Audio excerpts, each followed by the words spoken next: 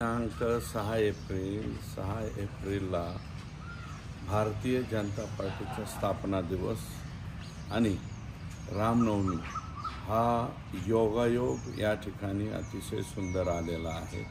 तेव्हा सर्व कार्यकर्त्यांनी या रामनवमीच्या दिवशी भारतीय जनता पार्टीचं जे स्थापना दिवस आहे त्याच्या आपल्या कार्यालयामध्ये फुलं वगैरे कार्यालय सजवून त्या ठिकाणी गोड पदार्थ वाटायचे आहेत आणि त्याचबरोबर राज्याचे मुख्यमंत्री दुपारी 2 वाजता ऑनलाईन सर्वांशी बोलणार आहे।